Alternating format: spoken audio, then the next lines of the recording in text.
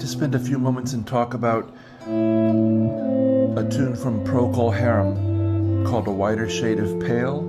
This has a very beautiful progression. It's definitely inspired by Johann Sebastian Bach's Air on a G string, amongst other pieces, but it's found its way into the popular consciousnesses and remained a very popular tune for a long time. Has lovely diatonic motion I thought I would go over. If you've not yet done so, please do subscribe to the channel if you're enjoying the content. Like, share, leave a comment. If you'd care to leave a tip, I would greatly appreciate it. The PayPal information is in the description below. And here we go with A Wider Shade of Pale. So we're doing this in the original key of C. You can find, I'll put a link to it. Ted Greene gives us talk at Musicians Institute, and he begins to demonstrate major scale bass lines using this tune as a reference. He changes keys a few times. It's quite beautiful. I'm just doing it more or less straight from the organ part from the original recording. Gary Brooker is the organist and lyricist, I do believe. So we do have major scale in the bass line for sure. We have C and E a tenth apart. It is that mighty interval. 8th and 9th fret of the 6th and 3rd strings. This part, we're just walking down to B and E, 7th and 9th fret of the 6th and 3rd strings. You could also do it here, which puts us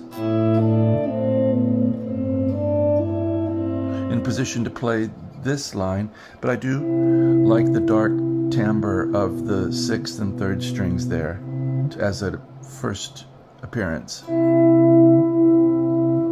now we need A in the bass. Nice little line going from A to G. So we have an A with an E. I'm using last two fingers. 5th fret of the 6th and 2nd strings. So we have this descending scale line. E, E, D, C, B.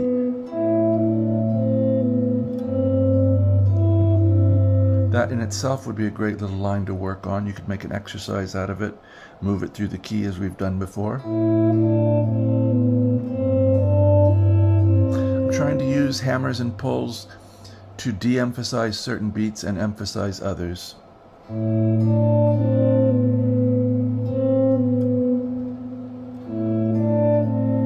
Pull off there if I can. Hammer there maybe.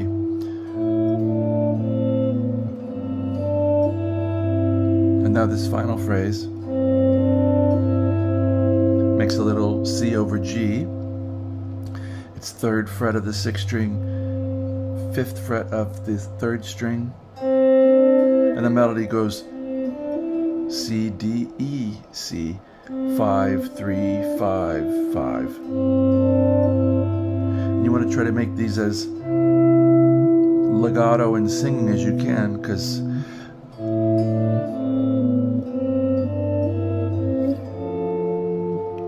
they're from an organ initially.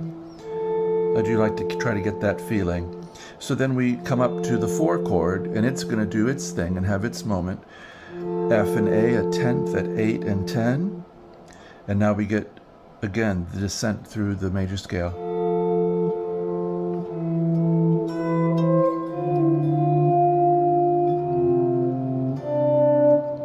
So, F and A, again, the leading tone of F is E, comes out. So F and A, 8 and 10, down to 7. Then we have to re-strike this A, and with our bar,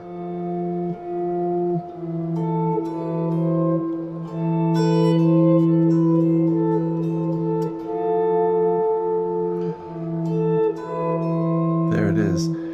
E, A, B, C. So E in the bass, A, B, C. And then I like 2nd and 4th finger for the D with the little trill. So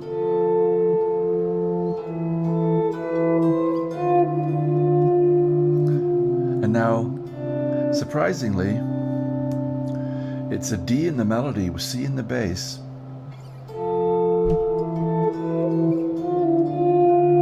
C with a D, so I'm using a bar, 2nd string, 3rd fret, and now we need G. So likewise we had F, now we have G.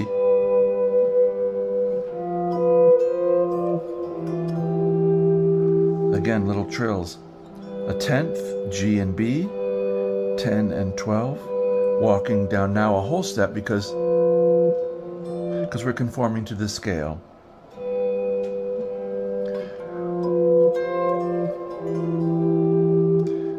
G and B, here's F with a B, C, D.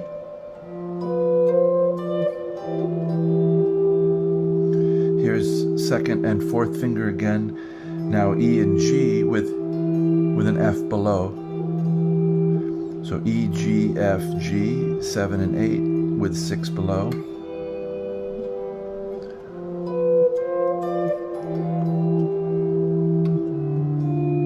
Now this very nice little turnaround. D with an F in the melody. I think the entrance is staggered.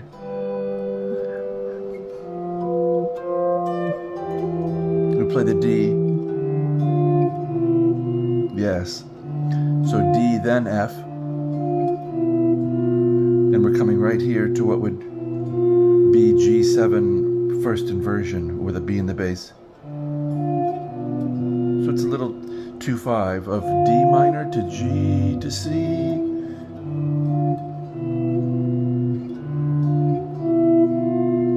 So B and E, 7 and 9 on the 6th and 3rd strings, rising up to F at the 10th fret of the 3rd string. And now we need to turn around. Now we have a 4-3 suspension resolving here in C.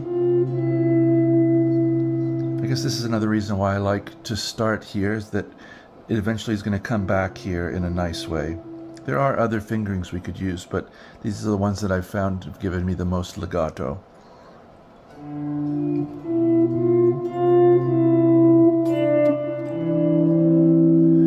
Now, so 4-3, 8, 10, 9. This is a really nice thing. We're approaching the bass of F by a half step below.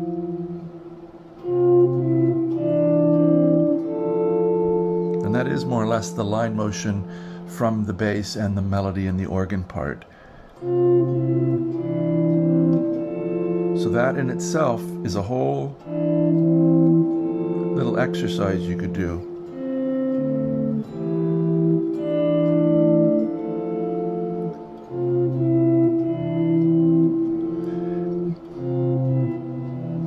So this is D and E, sorry, E and D, mixed them up.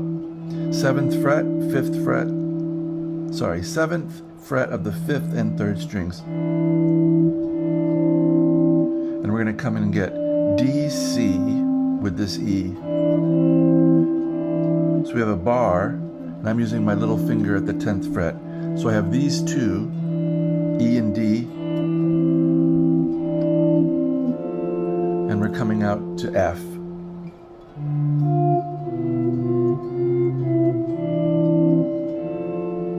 And now I want to be conscious here of using my 2nd finger on that F bass note, for we're going to get a little line inside, and this is a little counter line that the organ does.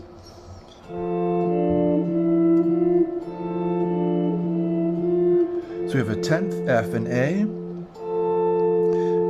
2nd and 4th fingers, and our inner line is D, E, F.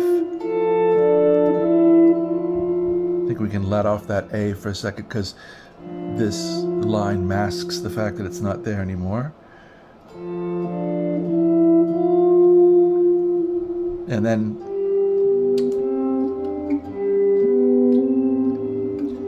G and G, 10, and 12. And I think at that point, since this G is so loud, we can let off the bass a little bit.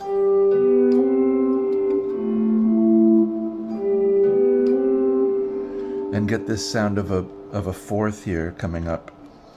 So G and G, 10 and 12, with, again, second finger and fourth finger, because we have this inner line that's quite nice.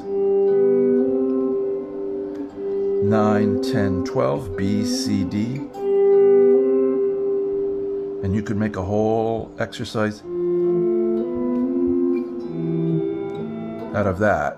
Take it up through the key, up and down, modulate. These are all things you should be doing if you're interested.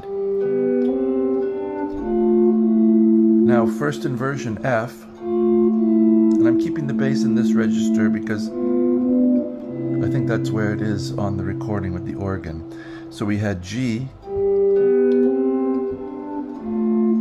Now this beautiful first inversion F chord. A with an F, 12 and 10. We back up to 9.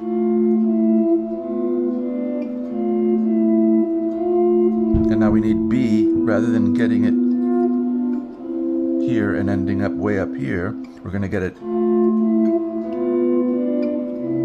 there. A and F, E, and now B and F are a little tritone, that means G7.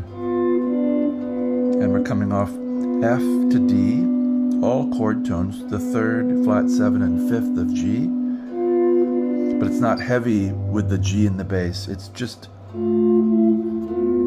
like a little prayer coming up. B and F, 9 and 10, down to 7th fret. And then the vocal starts, and we're back in it.